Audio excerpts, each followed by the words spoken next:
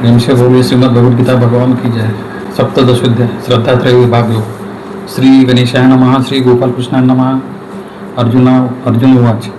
ये शास्त्रविधिमुत्सृज्य यजन्ते श्रद्धयान्विताः तेषां निष्ठा तु का कृष्ण सत्वमाहो रजस्तम. अर्जुन म्हणाला, हे श्रीकृष्णा, जे श्रद्धायुक्त अंतकरणाचे आहेत पण शास्त्रविधी बरोबर न पाळता यजन करतात त्यांची निष्ठा म्हणजे मनाची धारणा सात्विक, राजस की तामस समजायची. भगवंताने अर्जुनाला शास्त्राने विहित केलेले कर्मच करावे असे सांगितल्यावर अर्जुनाने लगेच प्रश्न विचारला की शास्त्र बाजूला ठेवून जे लोक आपापल्या इच्छा वासनाप्रमाणे कर्मे करतात तसेच यज्ञादी कार्यही करतात त्यांची केवळ श्रद्धाच त्यांना कर्म करण्यास प्रवृत्त होत करते असे दिसते. कारण कर्तव्य अकर्तव्याचा विचार ते काही शास्त्रज्ञ पाहून त्यानुसार करीत नाही.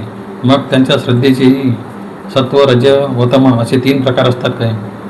निष्ठा म्हणजे काय? निष्ठा म्हणजे अमुक एक तत्वच बरोबर आहे, सिद्धांत बरोबर आहे अशी धारणा मनात ठेवून त्याप्रमाणे आपण वागायचे असा निश्चय करणे हा एक अर्थ. दुसरा अर्थ सांख्य, योग वगैरे मतांचे अनुसरण करण्यामागची श्रद्धा. निष्ठा म्हणजे मार्ग, तत्वज्ञानाची प्रणाली, विचारसरणी असा अर्थ होतो. ह्या श्लोकात मात्र मानवी मनाची धारणा असा अर्थ घेणे संयुक्तिक आहे. श्री भगवान वाच. त्रिविधा भवती श्रद्धा देहिना सा स्वभावज सात्विकी राजसी चैव तामसी चेती ताम शृणु. श्री भगवान म्हणाले, प्राणीमात्राची श्रद्धा ज्याच्या त्याच्या स्वभावाप्रमाणे सात्विक, राजस आणि तामस अशी 3 प्रकारची असते ती ऐक. निष्ठा म्हणजेच अशी मनोधारणा, ठाम मत किंवा श्रद्धा होय. हे या ठिकाणी श्रीकृष्णाने निष्ठा या शब्दासाठी श्रद्धा हा शब्द वापरून दाखविलेच आहे. आणि ती श्रद्धा त्रिविध गुणात्मक कशी असते याचे उत्तर पुढे अनेक श्लोकात दिले आहे. आणि श्रद्धेपुरतेच न थांबता बुद्धी, कृती, कर्ता, ज्ञान आदी अनेक जीवनांगाची वर्गवारीही त्याने सांगितली आहे. 13व्या अध्यायापासून त्रिगुणांचे बंधन कसे पडते हा विषय 14 व 16 या अध्यायापासून विस्तार पावत 17व्या अध्यायात तपशीलवार दिला जात आहे. सत्वानुरूपा सर्वस्व श्रद्धा भवती भारत. श्रद्धामयोयम पुरुषो यश्रद्धा स यवस. हे अर्जुना, सर्वांची श्रद्धा त्यांच्या त्यांच्या प्रकृती स्वभावानुसार बनलेली असते. मनुष्य हा श्रद्धाशीलच आहे. ज्याची जशी श्रद्धा असते त्याप्रमाणे तो बनत असतो. सतत्व म्हणजे मूळ स्वभाव, त्यानुसार श्रद्धा विविध असते. श्रद्धामय पुरुष याचा अर्थ आपण पाहूया. स्वतःबद्दल प्रत्येक माणसाची काहीतरी एक भावना असते, धारणा असते. ती म्हणजे अमुक मला अमुक आवडते, अमुक आवडत नाही, अमुक धर्माचा जातीचा मी आहे, माझे कुल, शिक्षण, मान, सत्ता या प्रकारे तो स्वतःबद्दल एक समजूत बाळगून असतो. या त्याच्या स्वप्रतिमेला श्रद्धा असे इथे म्हटलेले आहे. आधी या श्रद्धेचा नीट बोध करून घ्यावा म्हणजे तेथे व्यवहारातील सोयी किती व अडथळे किती कसे येतात याबद्दल स्वबद्दलच्या कल्पनेने माणूस कसा बद्ध होतो ते कळून येईल. तो घटक, तो उंबरठा ओलांडणे म्हणजेच गुणरूपी मर्यादाच्या पलीकडे जाणे होय. श्रीकृष्ण या त्रिविध गुणात्मक वर्गवारीचे माप जीवनातील महत्त्वाचे शारीरिक व मानसिक गोष्टींना कसे लावतो ते पाहूया. यजन्ते सात्विका देवान यक्षरक्षांशी राजसा प्रीतानभूत गणाशान्य यजन्ते तामसा जना. सात्विक वृत्तीचे लोक देवाची उपासना करतात, राजस लोक यक्ष राक्षसांची उपासना करतात आणि तामस लोक प्रेते व भूतकिते यांची पूजा करतात. यज्ञ याचा इथे अर्थ नुसते अग्नीच्या मुखात द्रव्य हवन करणे एवढाच अभिप्रेत नाही. उपासना, आराधना, पूजा, व्रते, नवस अथवा वंदन, सेवा, नामजप सर्व प्रकारची भक्ती देत येते. प्रेत म्हणजे मृत शरीर नव्हे. प्रइत म्हणजे मरणोत्तर उच्च लोकात गेलेला जीवात्मा. येथे साकल्याने विचार करायचा तर लोकांच्या ठिकाणी मृत पितराबद्दल जो पूज्य भाव असतो त्यातून श्राद्ध, पक्ष, तत्स्मृतिप्रित्यर्थ दान आणि समाधीवर हार, चादर, फुले, पूजा अर्पण करणे, मृत व्यक्तीच्या प्रतिमा, प्रतीके, चित्रे ठेवून त्यांची पूजा करणे इत्यादी सर्व आराधना कलियुगात प्रचलित आहे व सर्व मान्य आहे. कलियुगाचा प्रेतपूजा हा धर्म आहे. कारण मरणोत्तर अनेक थोर माणसे, भुवरलोक, पितृलोक यात सूक्ष्मदेवाने सर्व संचारी अवस्थेत राहून लोकांना दृष्टांतांनी व इतर माध्यमांच्या द्वारा मार्गदर्शन करीत असतात. जे कार्य पूर्वयुगात देवता करीत असत ते कलियुगात थोर महात्मे अशा प्रकारे आयुष्यातही व मरणानंतरही करतात. यक्ष हे स्थलभिनिवेशी देवतागणातच असतात. रक्षोगण हे विविध स्थानांचे रक्षण करते. स्थल देवता, क्षत्रपाल, गावदेवी, गावदेव या रूपात कार्य करतात. भूत याचा अर्थ मृतात्मेच नव्हे तर भुवर लोकातच ज्या जीवकोटीचे नैसर्गिक वास्तव्य असते असे जीव. अशास्त्रविहित घोर तप्यन्ते ये तपो जनः दंभाअहंकार संयुक्ता कामराग बलान्विता. कर्षयंत शरीरस्थ भूतग्राम चेतस मा चैवांत शरीरस्थ तन्विद्या सुरनिश्चयान. जे लोक ढोंग आणि अहंपणा यांनी भरलेले भोग, वासना व आसक्ती या विकार बलाने अवश्य केलेले अविवेकी लोक शरीरातील पंचमहाभूतादी समूहाला त्याचप्रमाणे अंतरंगात वास करणाऱ्या मलाही कष्ट देत देत शास्त्रविधीत न सांगितलेले असे घोर स्वरूपाचे तपाचरण करतात. ते लोक आसुरी वृत्तीचे आहेत असे समज. शरीरात पृथ्वीतत्व अस्थि नख व केस यात असते. जलतत्व रक्त मांस मूत्र वीर्य यात असते. तेजस्तत्व जठर हृदय नेत्र या ठिकाणी असते. वायुतत्व छाती आंत्र जठर कर्ण घ्राणेंद्रिय यात असते. आकाशतत्व कर्णेंद्रियाच्या ठिकाणी असते. ही पंचमहाभूते घोर तपाने प्रकृप्त होतात, त्रस्त होतात व त्यांच्यावरील अधिष्ठात्री देवता एक शुद्ध होतात. जीवात्मा म्हणून जो भगवंताचा अंश शरीरात आहे त्याला सुद्धा कासाविशी होते. इतरांना सुद्धा असे तीव्र तपाने भयंकर त्रास होते. आसुरी संपत्तीचे वर्णन करताना हा विषय मागे थोडासा आलाच आहे. उलटे टांगून घेणे, हात उंच ठेवून एका पायावर पुष्कळ काळ उभे राहणे, पाण्यात उभे राहून जप करणे, योजनेच्या योजने चालत जाणे, दीर्घकाल उपोषण करणे इत्यादी अनेक प्रकारांनी हे आसुरी वृत्तीचे लोक स्वतःलाच खेळतात. आहारस्त्वपि सर्वस्य त्रिविधो भवति प्रिय यज्ञस्तपस्तथा दानतेषां भेदमेव शृणु. आता या सर्व प्राणीमात्रांना आवडणारा आहार देखील 3 प्रकारचा असतो. त्याचप्रमाणे यज्ञ तप व दान यांचे 3 प्रकार होतात. त्यांचे भेद सांगतो ते तू ऐक. आता आहारादी घटकांची वर्गवारी श्रीकृष्ण सांगत आहे. त्या त्या गुणाप्रमाणे माणसांना विशिष्ट आहार स्वाभाविकपणेच आवडतो हे लक्षात घ्यावे. त्या आवडीवरून सत्व रजवतम या गुणांचा निश्चय करता येतो. इतरांची लक्षणे पाहून साधकाने लगेच त्यांना तोंडावर असे सांगू नये की तू सत्वगुणी आहेस किंवा तू रजगुणी आहेस तमगुणी आहेस. कारण ही लक्षणे साधकाने स्वतःच्या ठिकाणी कशी आहेत ती पाहून त्या दृष्टीने गुणातीत होण्याचा प्रयत्न करावा अशी अपेक्षा आहे. आयु सत्व बलारोग्य सुख प्रीती विवर्धना रस्या स्निग्धा स्थिरा हृदा आहारा सात्विक प्रिया. आयुष्य ओज शक्ती आरोग्य सुख व प्रेम वाढविणारे असून स्निग्ध शरीरात मोरून चिरकाल राहणारे आणि मन प्रसन्न ठेवणारे अशा प्रकारचे खाद्यपेयादी अन्नपदार्थ सात्विक वृत्तीच्या माणसांना आवडतात. या सत्वगुणी आहाराबद्दल एवढे सांगितले तरी पुरेसे. देह भावना विचार बुद्धी यांचे सामर्थ्य चिरकाल चांगल्या स्थितीत ठेवणारा आहार सात्विक असतो. मुख्य मुद्दा म्हणजे शुद्धता मिताहार हा फार महत्त्वाचा आहे. सत्वगुणी आहारही प्रमाणाबाहेर घेतला तर अपायकारक होऊ शकतो. फळे दूध गहू तांदूळ डाळी धान्य तूप तेल मध हे काही सात्विक अन्नाचे प्रकार आहेत. कटवम्ल लवणात तीक्ष्ण तीक्ष्ण वृक्षविदाहीन आहारा राचेस श्रेष्ठ दुःख शोकामय प्रदा. तिखट आंबट खारट अतिउष्ण झणझणीत निरस दहा करणारे त्याचप्रमाणे दुःख शोक रोग उत्पन्न करणारे आहार राजस वृत्तीच्या लोकांना प्रिय असतात. कारले आंबट चिंच कैरी खारट केलेले पदार्थ गरमागरम पदार्थ उग्रवासाचे लसूण कांदे मासे मांस हे पदार्थ तोंडाला व पोटाला बोचणारे टोकदार पदार्थ मिरच्या मिरी कोरडे पदार्थ रसहीन पदार्थ तोंडाची व पोटाची आगा करणारे पदार्थ हे रजोगुणी. त्यांनी शारीरिक दुःख होते दुखणी चढतात व चिंता चिडखोरपणा क्रोध काम मत्सर आदी विकार बळावतात. यातयामगतरस पूर्ती परिषितच यत उच्चिष्टमपि चामेद्य भोजन तामस प्रियम. तामस वृत्तीच्या लोकांना आवडणारे अन्न एका प्रहरावरून जास्त वेळ होऊन गेलेले गाढ झालेले निरस दुर्गंधयुक्त रात्र उलटून शिळे झालेले उष्टे तसेच अपवित्र असते. काही लोकात पदार्थ मुद्दाम आंबवून खाण्याची पद्धत आहे. ते अन्न तमोगुणी असते. त्याचा परिणाम म्हणजे अंगात वात विकार आळस आम्लविकार असे होऊ शकतात. मुद्दाम शिळ्या भाताला फोडणी देतात व तो आवडीने खातात तोही तामस अन्न पदार्थ होय.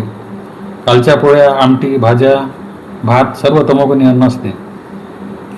ज्यांना आर्थिक दृष्टीने असे शिळे अन्न खाण्याची जरुरी नाही तेही काटकसरीच्या सवयीमुळे असे अन्न खातात. त्यामुळे हळूहळू बुद्धीचे जडत्व आळस सांधे धरणे उत्साह कमी असणे आदी त्रास होतात. गीतेत असे सुचले आहे की असा आहार न घेण्याच योग्य होय. अफलाकांक्षी भीर यज्ञो विधी दृष्टो युज्यते यष्टव्य मे येती मन समाधाय स सात्विक. फळाची इच्छा न धरता यज्ञ करणे हे आपले कर्तव्य आहे असे समजून शांत मनाने जो शास्त्रविधीप्रमाणे यज्ञ केला जातो तो सात्विक यज्ञ होय. आता यज्ञाचे 3 प्रकार सांगतात. सामान्यपणे यज्ञ म्हटला की कोणते तरी इष्टकार्य पूर्ण व्हावे हा हेतू हा संकल्प तेथे असतोच. निमित्ताने केला जाणारा यज्ञ सकामच असतो. पण नित्यकर्म म्हणून विशिष्ट तिथीला दरमहा एखादे हवन कर्म करावे व परमेश्वराला ते अर्पण करण्याचा संकल्प करावा. स्वतःसाठी त्याचे कोणतेही फळ अपेक्षू नये. तो यज्ञ किंवा पूजा, उपासना, आराधना शास्त्रातील विधाने पाहून योग्य त्या प्रकारे करीत जावी. अभिसंधाय तू फलम दंभार्थमपि चैव यत इजेते भरत श्रेष्ठ तम यज्ञविधी राजसम. हे अर्जुना, फलावर दृष्टी ठेवून आणि आत्मप्रतिष्ठेकरिता जो यज्ञ केला जातो तो यज्ञ राज्य समज. सगळेजण नसले तरी पुष्कळ धार्मिक लोक उपासना करतात. त्यात चांगला वाईट कोणता तरी हेतू असतो.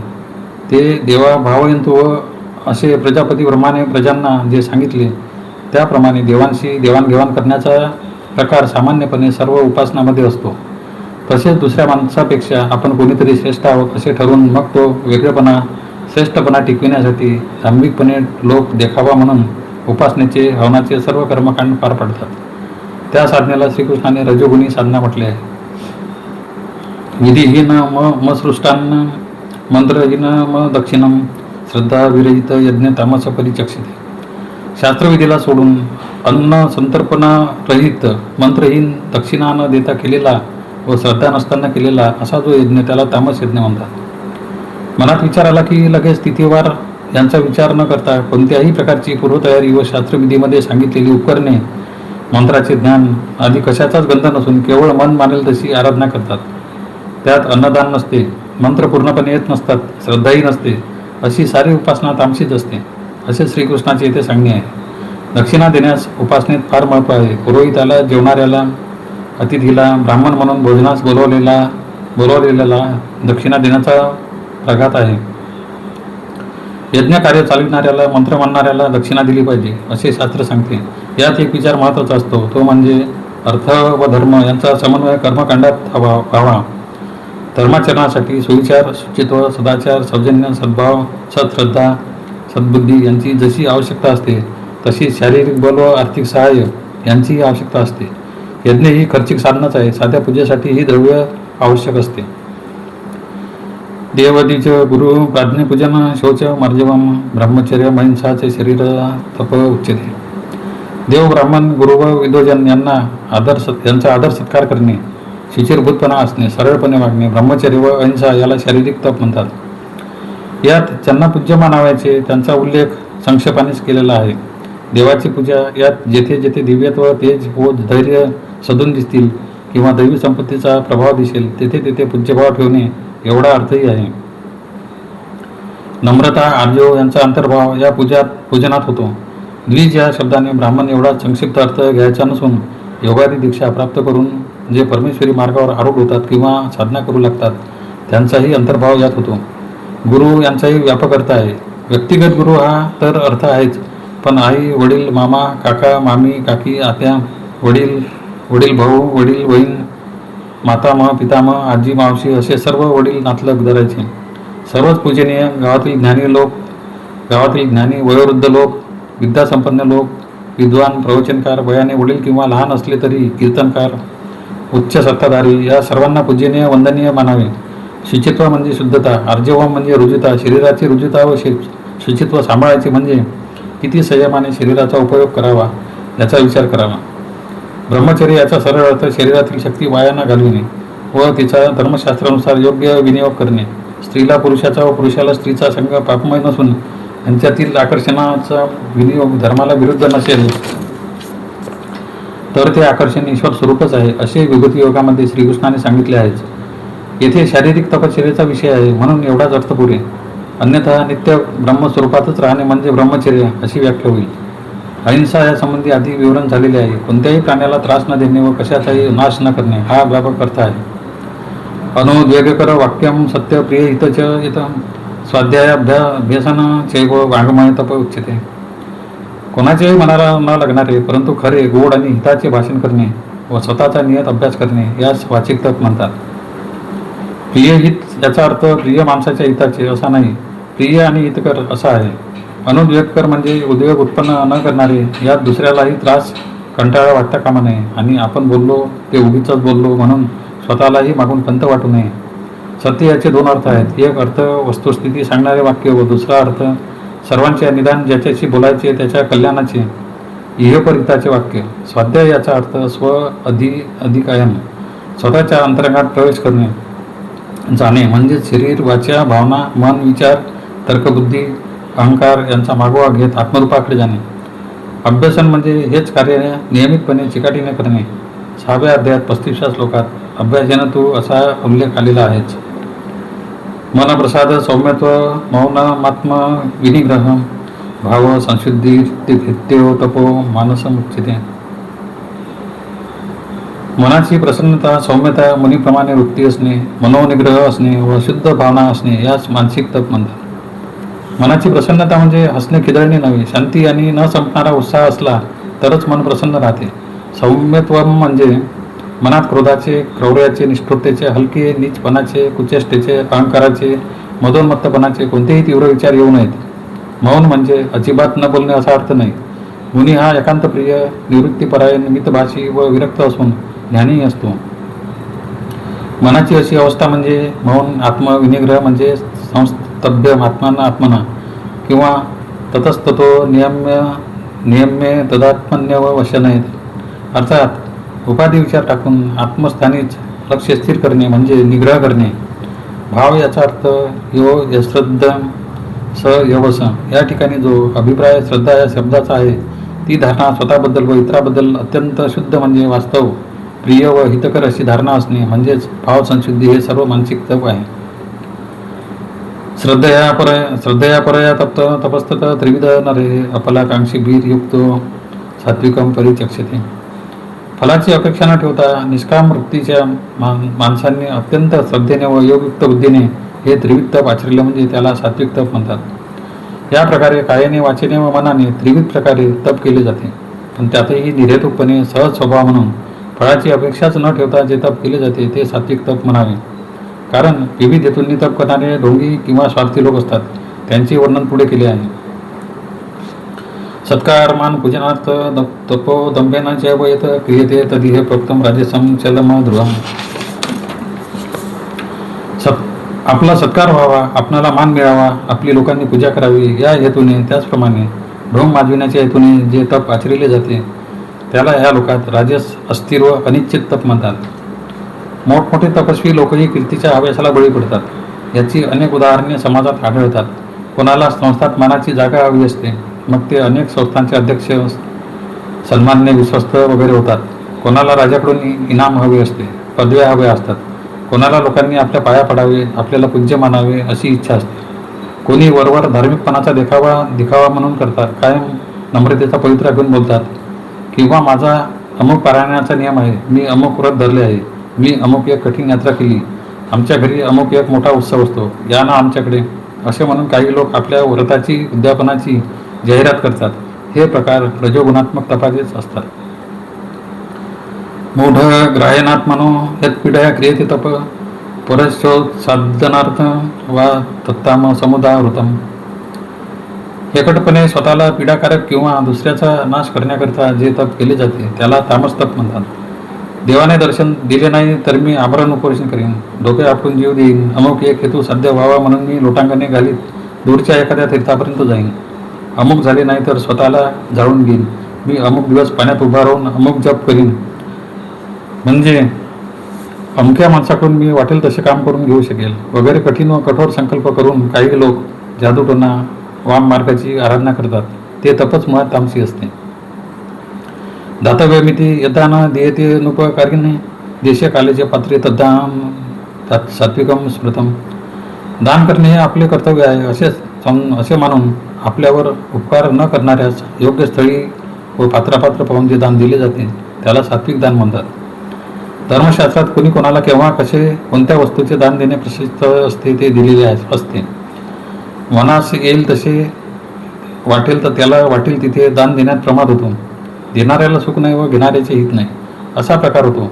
दान देणे हे वेगळे व दुसऱ्याला त्याचे योग्य वेतन देणे, मोबदला देणे हे वेगळे. स्वतःच्या घरी माणसाला बोलावून त्याला काही देण्यापेक्षा आपण त्याच्या घरी जाऊन देणे चांगले. लाच म्हणून दान देणे अत्यंत वाईट.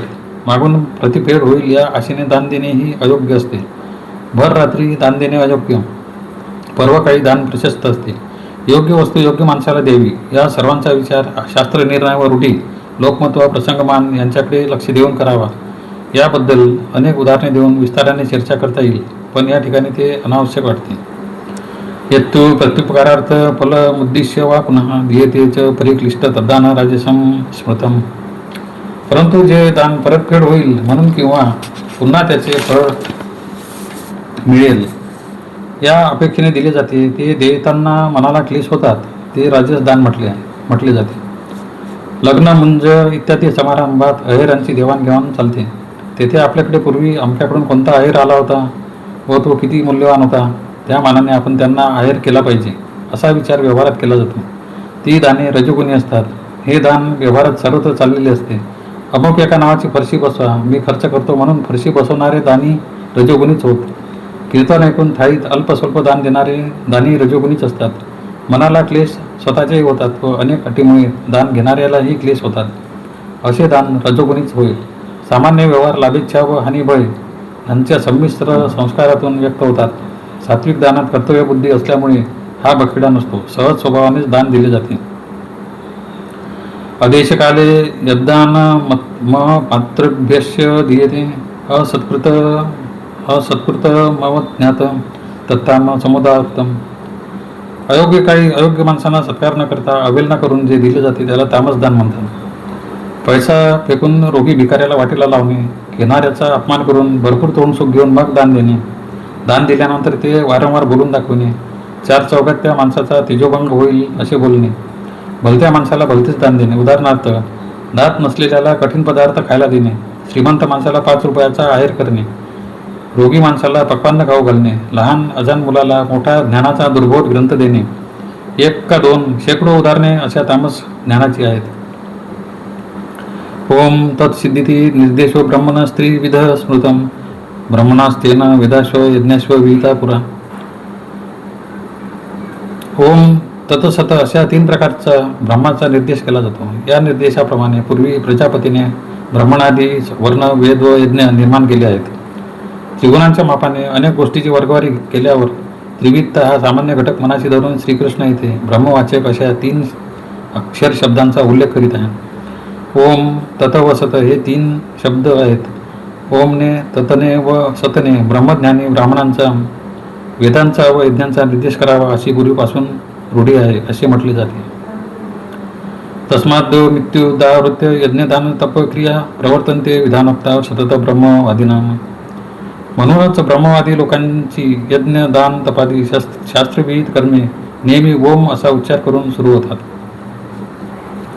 ओमचा संबंध प्रमुखतः ब्रह्मवेत्त्या ब्राह्मणाशी आहे. हा बीज मंत्र फक्त द्विज यांनीच उच्चारावा अशा प्रकारचे निर्बंध शास्त्रीय व रूढी या दोन्ही घातले आहेत. यज्ञ सुरू करताना ओम म्हणूनच प्रथम संकल्प करतात. दान देताना व तप करताना तसेच कर्म योगानुसार सर्वच कर्मे करताना ओम म्हणतात. समर्पणाचा मंत्रच ओम श्रीकृष्णार्पण वस्तू असा आहे. तदित्य न भी संधाय फलम यज्ञ तपक्रिया दान क्रिया स्व विविधा क्रियंते मोक्षकांक्षी.